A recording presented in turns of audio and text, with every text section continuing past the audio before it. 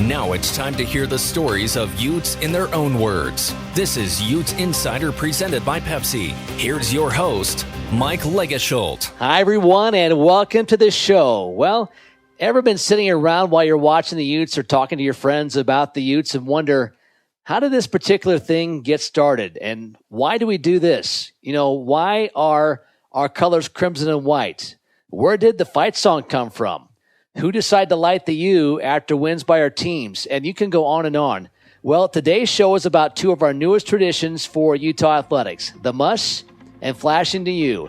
And at least in the case of flashing the U, the origins might not be what you think they were. Joining us are two men who are involved in their creation, John Bircumshaw, who has been a longtime fan and supporter of Utah athletics, and John Fackler, who worked for the U Alumni Association and was an advisor to the Student Alumni Board. They will tell us the stories of these new traditions when we come back in just a moment.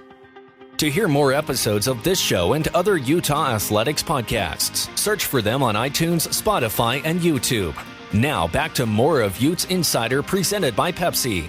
Well, some of you know him from his time at Salt Lake Community College, where he resides now. Some of you know him from his days at the University of Utah Alumni Association. Some know him as simply the Godfather of the MUSS, and that's my favorite title for him. John Fackler, who used to work at the U of U and the Alumni Association, the guy who was one of the key figures in the formation of the MUSS, the group we know now that is so strong and loud and has been so impactful at Utah football home games. John is here to give us the backstory. John, welcome to the show. Thanks, Mike. Great to be with you. You know, under better circumstances without COVID, you and I could meet at Four Lakes or Meadowbrook. And I mean, I live in Taylorsville. You're just down the street from me on Redwood. You and I could play some golf and tell this story on the patio someplace with a couple iced teas. But with the situation being what it is, we got to do it by phone. But I appreciate you joining me. We'll do it by phone, and I've got enough stories we can do in person sometime also. But there you go. I'll take a rain check on that. Thanks for having me on. Just want to get a little background on myself. Born in Georgia. My father is a Georgia Tech alum, and we moved out to Utah when I was around 6. And he took me to an afternoon Utah, Colorado State football game. Okay. And of all things, it was Halloween. Okay, it was during the day of Halloween. And so not only did the Utes win, but I fell in love with the stadium and college football. And, people handing me fun-sized candy bars was even an added bonus. But the Utes won. And from then on, I just developed I always tell people that I looked at my dad and say, hey, can we just live here? But as time moved on, we'd have 1 or 2 games a year, and I had a great passion for the Utes.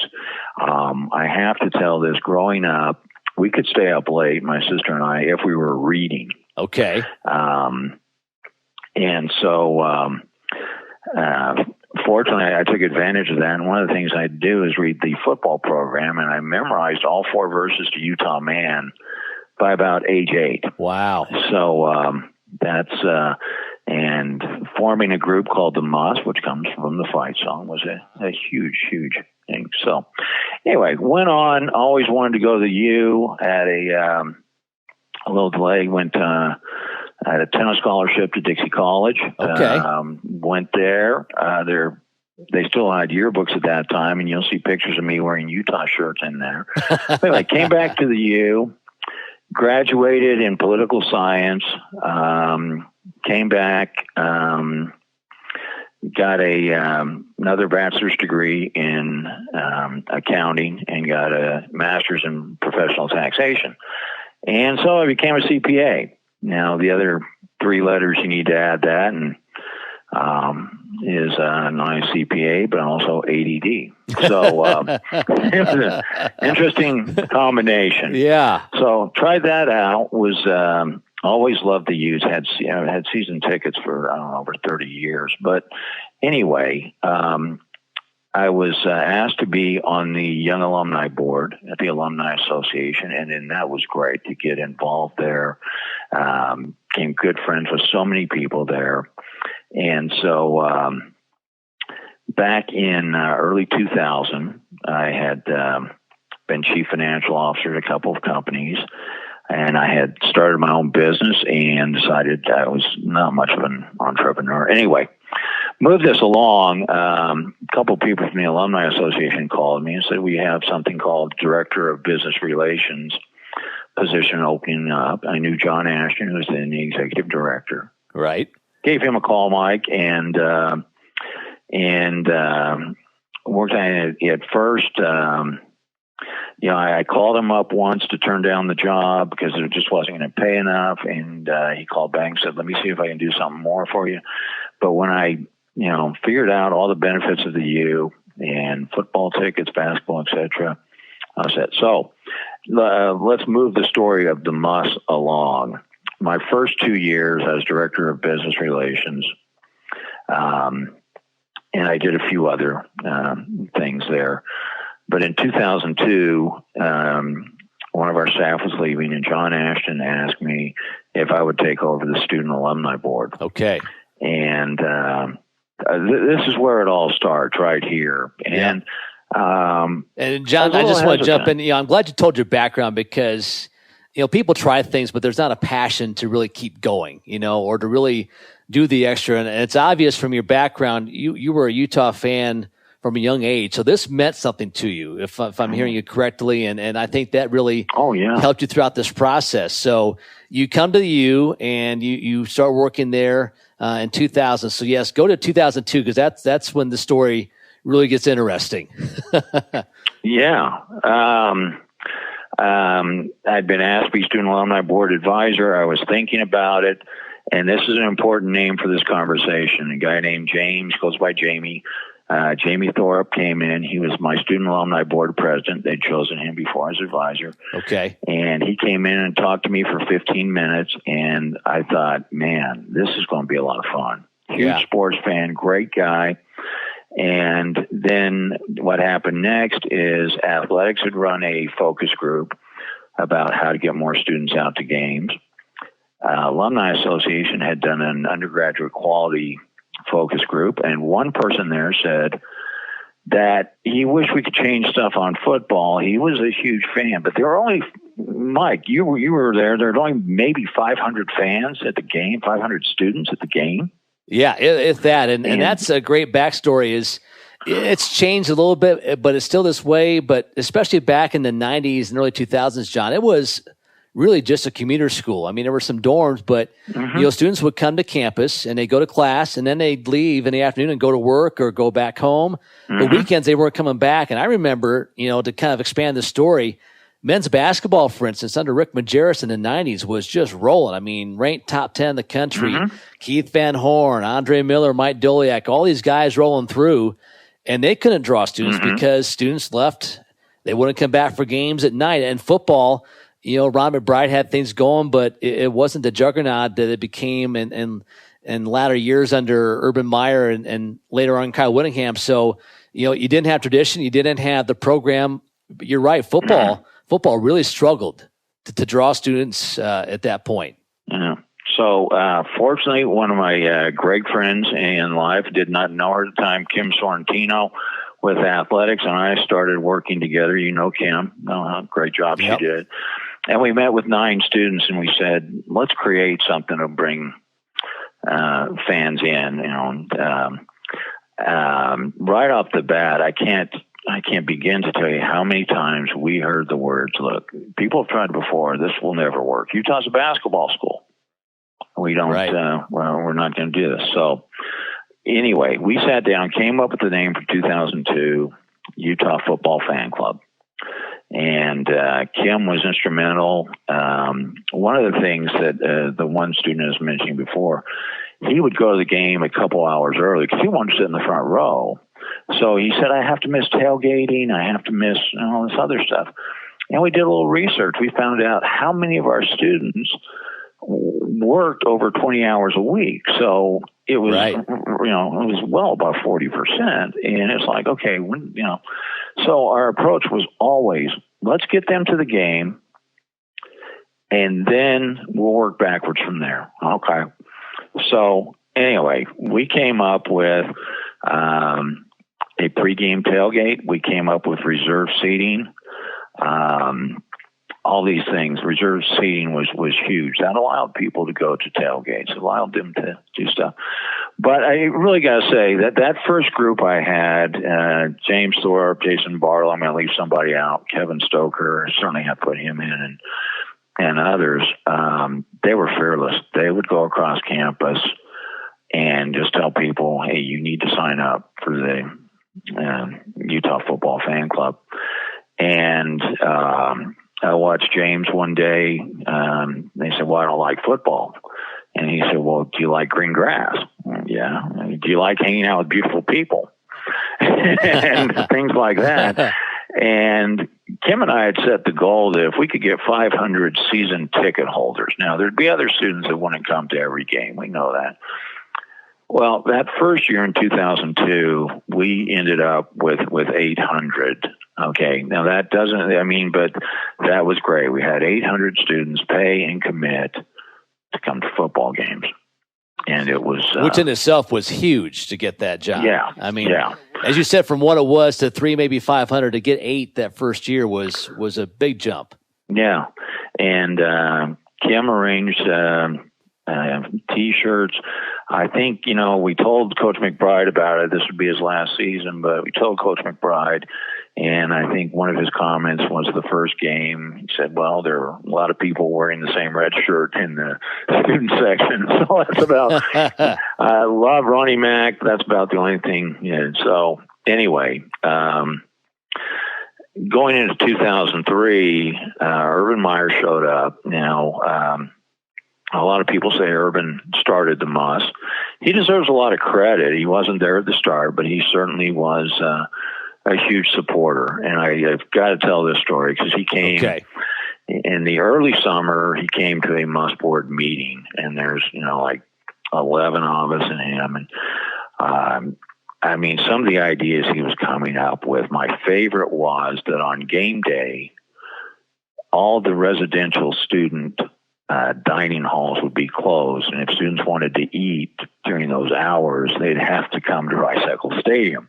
And we started thinking about like some international students and others, and we're like, oh wait, we gotta go do what? And but Urban had a lot of energy. He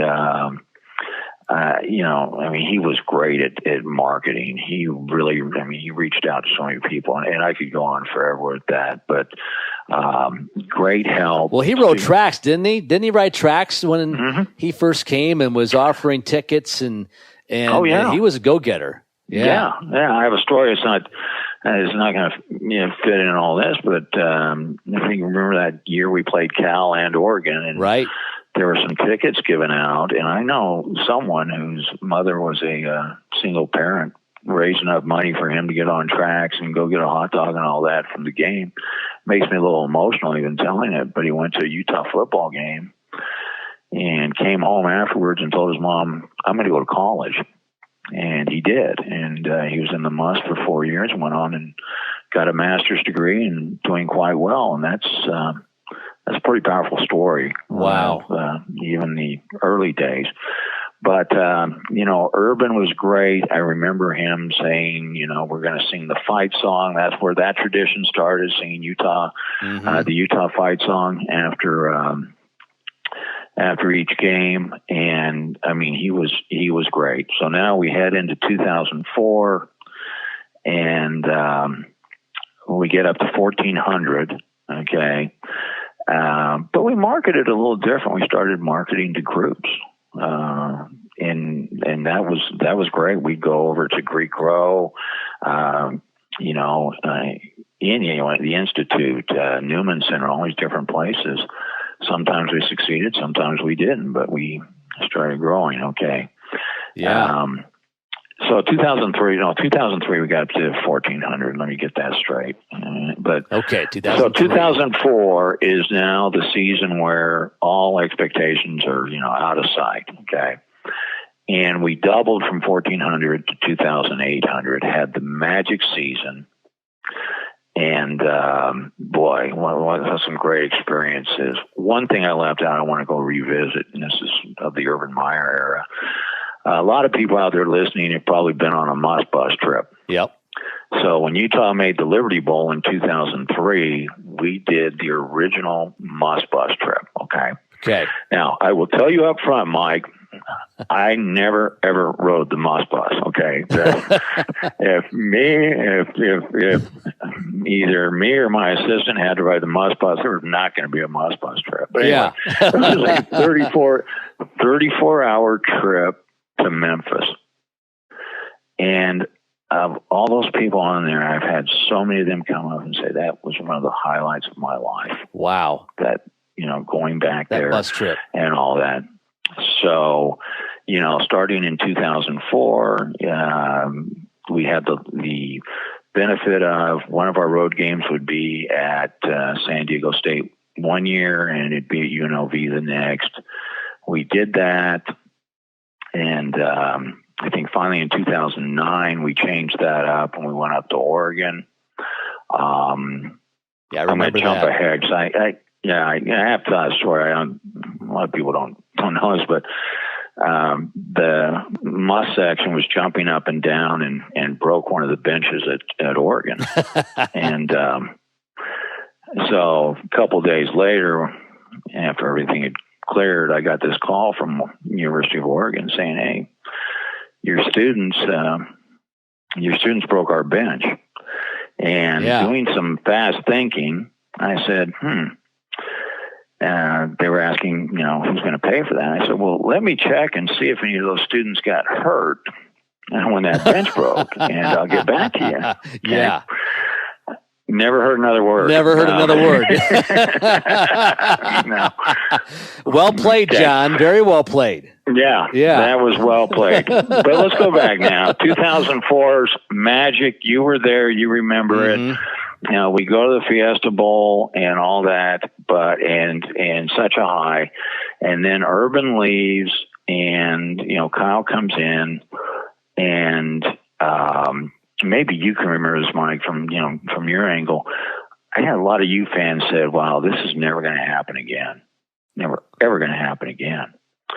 So there were a lot of changes in athletics. They capped us at 3,000 students the next year for the MUSS. We could have done more, but anyway, moving to Kyle Whittingham, I will just say up front, Kyle Whittingham, great football coach, better human being. Yep. I could regale you with all kinds of stories, things he did over the years. Kyle came in. The first thing he said to me is, "Hey, can we move the student section over to the other side so they can heckle the other team?" And I started laughing. I said, "No, I think we're here to support you." Right. Right. But he was a fast learner, and so athletics after the next few seasons, they let us go. There's 5,800 student seats. And they said, well, we'll let you get up to 5,000. Yeah. Okay. So every year we got a little better. And to move this along in 2006, we started the third down jump. That was very organic. And it caught on. And ever since then, some people on the MUSS board just started jumping up and down and screaming, and everyone was doing it. And that's how the third down jump started. And it just, with the dynamics of Rice-Eccles Stadium, it just got, it was wild. The one game against UCLA where they had 7 false starts. Yep. So anyway, let's move on to... And that's another great story. I wasn't going to get into that, but yes, the third down jump, it just happened. It wasn't planned out necessarily. It just happened. And it's another one of those new traditions that is recent and just happens so naturally. John, before I let you go, I want to go back because, you talked about, and I came to the U in 95 when we were playing in the old rickety Rice Stadium, and we got the new place open in 98, and we're trying to just draw fans in general, but especially students. There was this idea that, hey, we got to cultivate this next generation. People come to school at the U, and they don't go to football games as students. How do we get them to go then as adults. You want to get them in the routine when they're students and create those memories and those ties. It's one thing to say, we need to do this. It's completely another to say, here's how we're going to do it.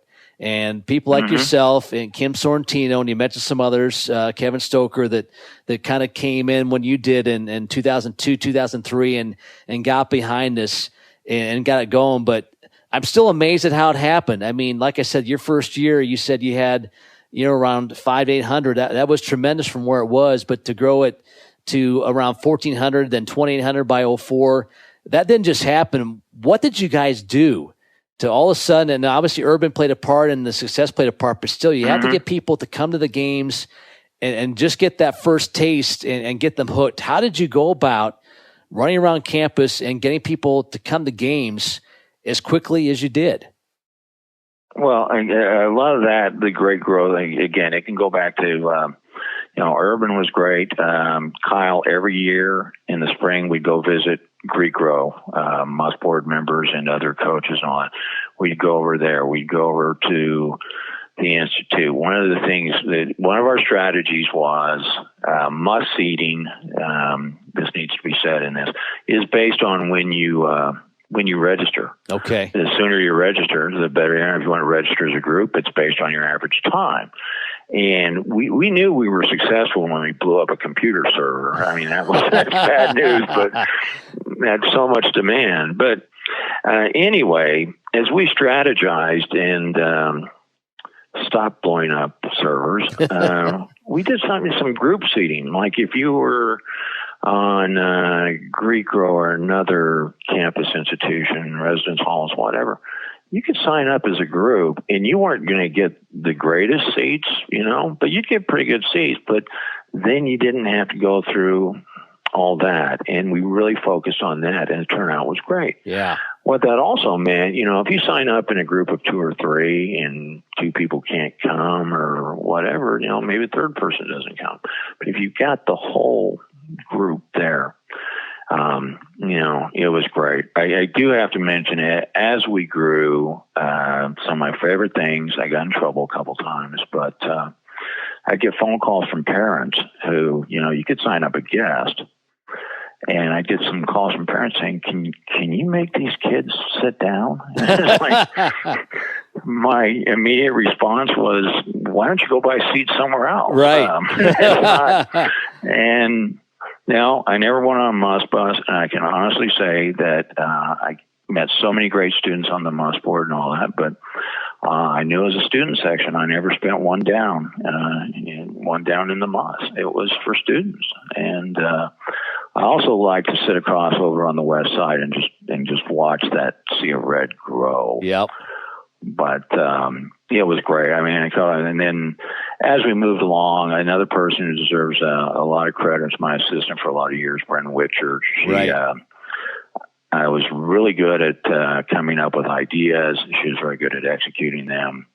And now, she's directing it now. I guess this season's off, but certainly very instrumental in it. But it was just a fun time. I remember Chris Hill telling me back in 2003, he'd forgotten my name. He just called me, just looked at me one day and said, "Hey, MUSS guy, you're doing some legendary stuff here." But one of our goals, in Mike, we said this jokingly, was that we wanted to force Chris Hill into considering expanding the student section. Yeah. And when we said that in 2002, everyone just like, yeah. Well, as we grew, we were capped at 5,000, and Kyle Whittingham went and basically said, "Look, can we have 1,000 standing room only seats for the MUSS?" And that's how it grew to 6,000. There you go. So, that's, but it's a great ride. I mean, I had one of the best jobs ever. Got to meet so many great students, so many great fans, so many alumni who just loved watching the student section. That and I'd like to know. I don't have any way of knowing how many former MUSS members are now season ticket holders. I'm guessing it's a pretty high rate. Yeah. And as I said, that was always the concern. And the thought process back in the 90s when I came here is, we have to grow this next generation of fans. It's got to come from someplace. You need to get them to come as students so it continues. And the thing you guys did, John, and it was sort of a plan, it sort of became organic with the third down jump and the singing of the fight song, that you guys helped create an experience. And this idea that you have to be there in person, watching the game on television isn't enough if you're a student. Go to the games. Go with your friends, which you allowed them to do. You gave them the chance to have reserve seats because, like you said, I think you said 40% of our student population worked 20 hours a week. That's just how the campus was. It was a community campus, but people wanted to go to the games, and you made it easy for them to do that and take everything in. But, one thing you did talk about as well, John, is yes, Urban came in and was great, and he really elevated the program in 2 years to new heights, but people were concerned, okay, he's come, he's left. Can this continue? And Kyle Whittingham, in 16 years has done a lot. He's won a lot of games, but he continued what Urban got going. And had the program dropped off, who knows what happens, but it wasn't just a winning. And John, you told me some stories about Coach Witt that, just his investment on a personal level with the MUSS and with the students and some things he's done. Obviously, great start by Urban, but Kyle has really cultivated this thing, and as you said, made the push to add that extra 1,000 students for standing room only to get us to 6,000 for the MUSS. But if you can, John, tell us a few stories about Coach Witt and what he did to help grow this thing in his 16 years here. I like to start off the good one. We've talked about MUSS bus, and frequently the MUSS bus would leave late Thursday, drive all night, and so students got part of Friday, whatever city they were in, and Saturday and all. And often students would say, "Hey, can you contact my professor? I've got a quiz."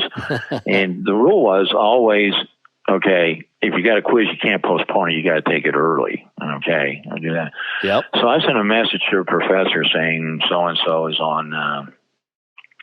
It's going on MUSS bus. He's wanting to take this quiz and all this. And the professor wrote me back and said, the only way I'm going to do this is if I get a signed letter from Kyle Whittingham.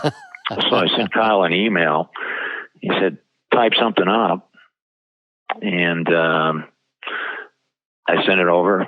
He got it signed, all that. And I sent it back to the professor and got an email saying he's excused. So that's... Wow. Kyle, I think one of the things we haven't talked about, other traditions, we do our spring flag football game that started under Urban, where, MUSS members play against each other, and Urban gave it a great start, but Kyle's enhanced it so much. I mean, one of my last years there, which was always before the spring game, but we had Pac-12 referees out there officiating a flag football game. Yeah.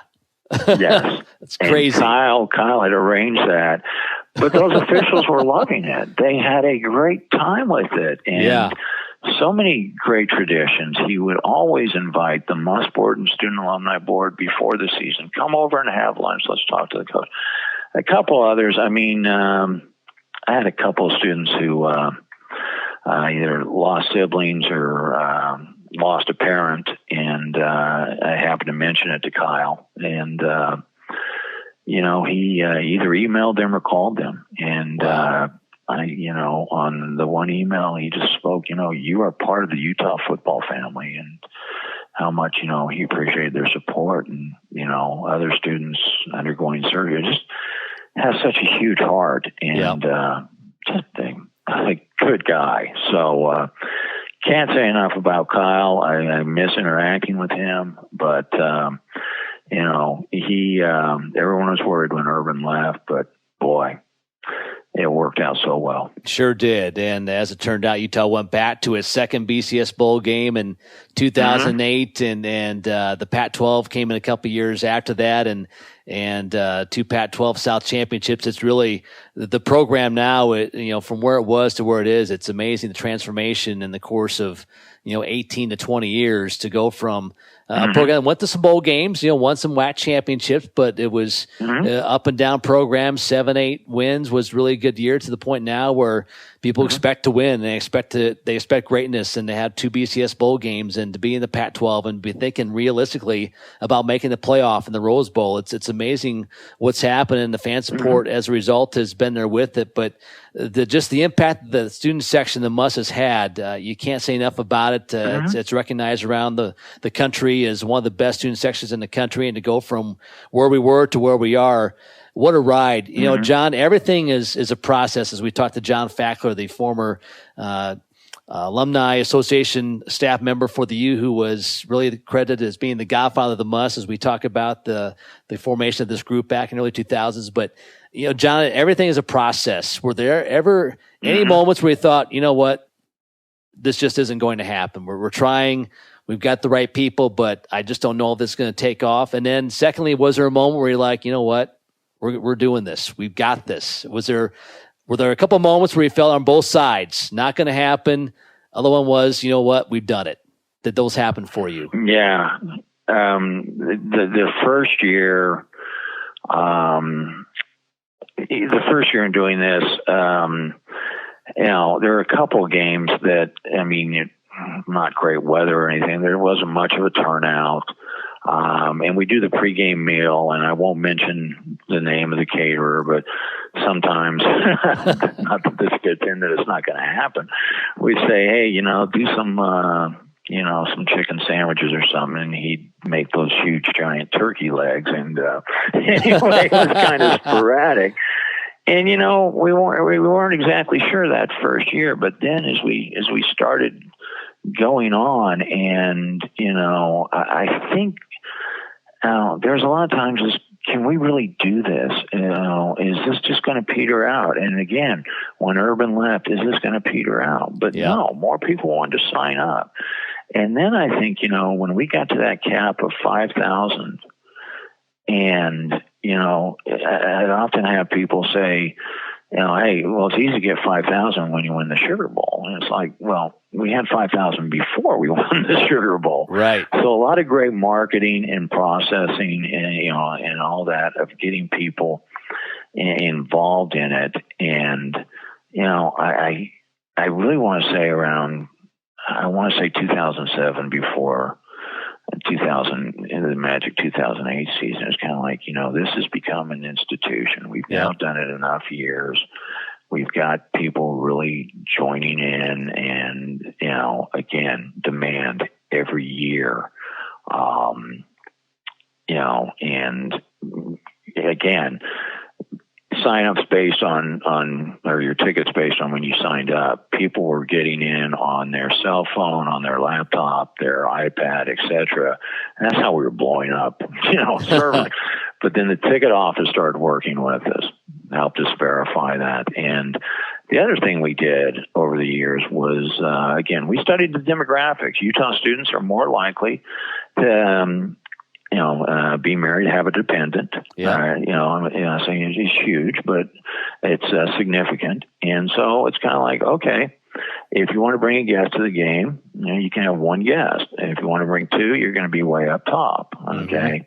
And then guest tickets just plummeted. So very few of those. And it's just been so much fun to watch, and the camaraderie that MUSS students. One of the stories it's been told over the years, a couple got married. They did not know each other. They stood next to each other in the MUSS, and one thing led to another, and they got married. How about that?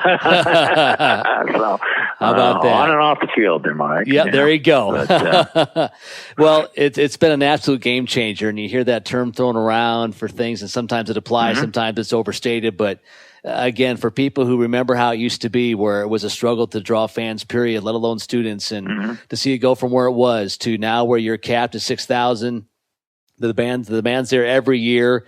And now, John, you got a chance to become, it's generational at this point. I mean, to go from 2002 to 2020, 18 years, you're going to have people here pretty soon who were in the MUSS who will have kids in the MUSS. And, and that's kind of cool to think about, huh? Oh, that's great. Yeah, we planned this, and I realized I left out of this, and it might be important, is why did we come up with MUSS? we've kept it as that forever. But on the fight song, we're up to stuff we never bluff. We're game for any fuss. Another gang of college men there meet us in the MUSS. And for the 2003 season, when Eric Larson of the board suggested we call ourselves the MUSS, and we just thought, that's great. And then people started asking, well, what does it stand for? Yeah. And we had to say, well, thank goodness it's got a U in it. We came up with Mighty Utah Student Section. It wasn't mighty at the time, but it became. And then to your other point of it growing, you'd start reading about Gary Patterson at TCU or other places piping in sound during their practice, things like that. The 2012 victory over BYU there, where we stormed the field 3 times. Yep. But one of the key plays in that game was the MUSS and the fans were so loud that BYU's quarterback couldn't hear the center, couldn't get the snap count out. The center hiked the ball, Moley picked it up and ran it back for a touchdown. Yep. So, it's certainly had an impact on that. Well, for recruiting, I mean, to have recruits look at us and say, okay, wow, the students care. They're passionate. They're a difference maker. It's helped in so many ways. I mean, not just in terms of fans and future fans, but for recruiting and to show there is a passionate fan base here that will support you.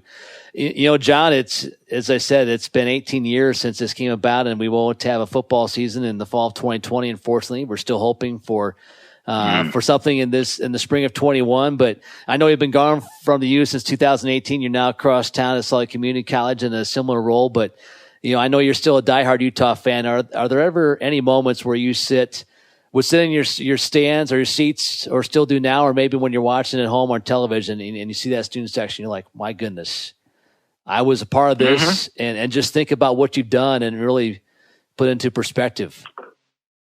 Oh yeah, I take great pride in it because again, it's now to the next generation, and it is like, all those people who said we'll never be able to do this. Utah's a basketball school. Well, I hope Utah, remains a basketball school, but now you think of them as a football school. Yep. And I think it's one of those things, Mike, where you get a bunch of dedicated students who really go out and work. And when people say, hey, you're never going to be able to do this, they say, well, we'll see. And, I think most of them from original board, they're all season ticket holders. And, it's just been a great run. I know it's, and we'll just see what happens over there, what the new normal is as we progress on this. But hopefully within the next year or so, we're back to where we can have 6,000 students in there. Well, John, as I said, it's been quite the ride from 2002 until the current day. And as you said, it might be a little bit different this spring, but hopefully, by next fall, we're back to, as we remember it, in capacity crowds and arm in arm in that student section and around the stadium. But it's amazing how much it's transformed the football program and the perception of this university, and it all started so small. And some folks like you and others you mentioned got this thing going, and quite the ride. So, John, congratulations on this, and thank you so much for telling your story, and all the best to you. Well, thank you. And again, thanks for having me on. But again, so much of this happened with so many dedicated students and staff and others. I get a lot of the credit, but it needs to be shared. So I'm forever grateful to all those who helped make the MUSS what it is today. All right, that is John Fackler, former member of the Alumni Association. When we come back, time to talk about another new Utah tradition, Flashing the U, the backstory of that when we come back in just a moment. Stay connected by searching for Utah Athletics on Facebook, Twitter, Instagram, and YouTube. Now, back to more Utes Insider, presented by Pepsi. Well, some traditions begin as a result of a plan. Some happen organically, and as we just heard from John Fackler, the formation of the MUSS was a result of a well-executed plan. In the case of Flashing the U, it had nothing to do with the plan. It really came from love and support, which makes the story that much cooler. Here to tell us about that story is John Bircumshaw, longtime fan of the Utes. John, welcome to the show. Thanks, Mike. Thanks for having me. It's nice to be with you and talk.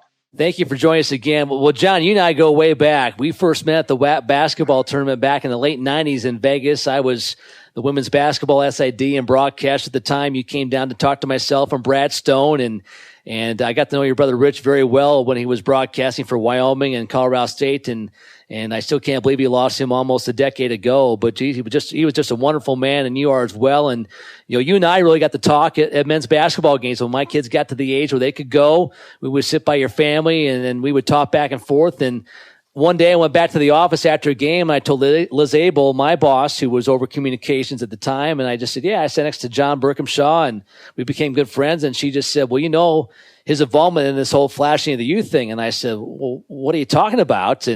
And this was around 2015. She told me the story, and I just like, wow, I can't believe that John was involved in that. So it's not like we're breaking news here, John. The Continuum magazine at the U did a great article on this, and it's now called Utah Magazine. You can go back and find the archives. The story was done back in 2017. But I thought it'd be fun, John, to have you come on and tell the story yourself and give your background on it. So before we go into all that, I want to let people know about your background. You've been a passionate Utah fan for a long time.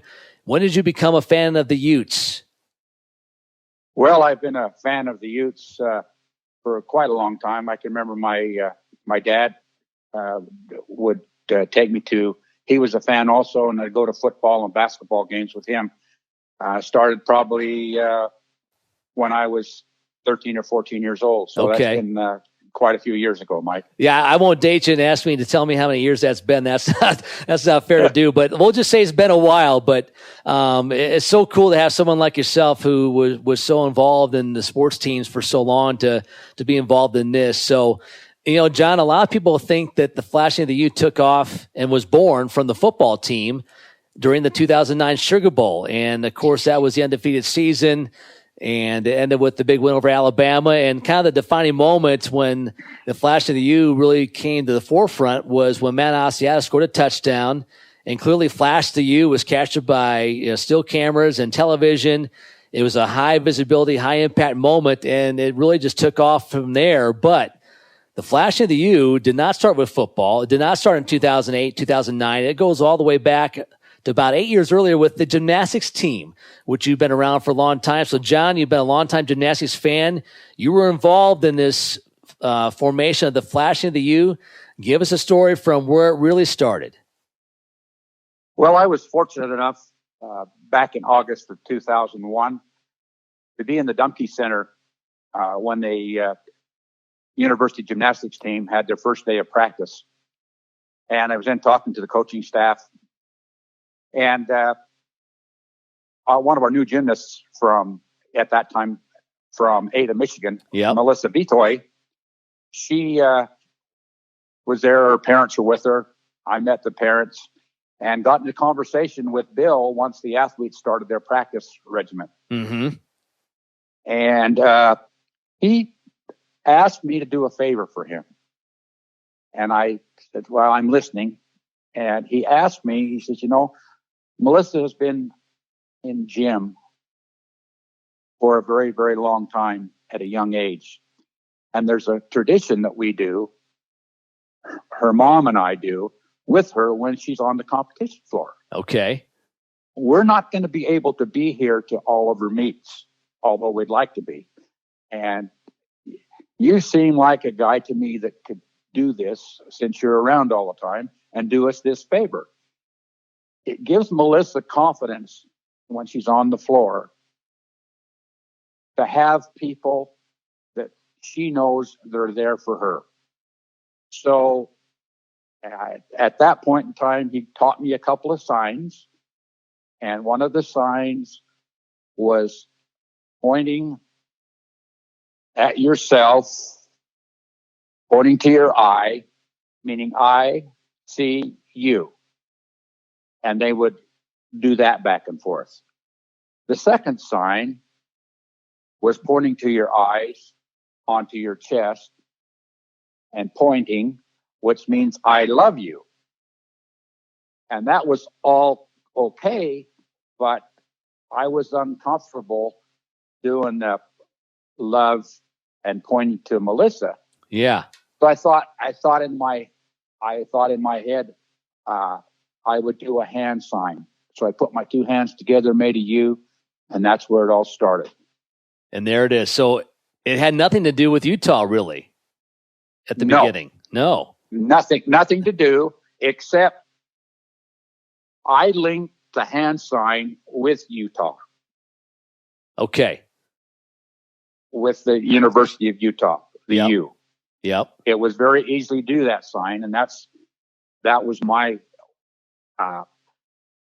way of telling Melissa that I saw her, but we both love you. And she started during her meets, after every time she competed in an event, she knew right where I was sitting because she found me in warm-ups. And after every routine, she would turn to me and flash me the U. Mm-hmm. And I would flash it back. And that's how we communicated all those years.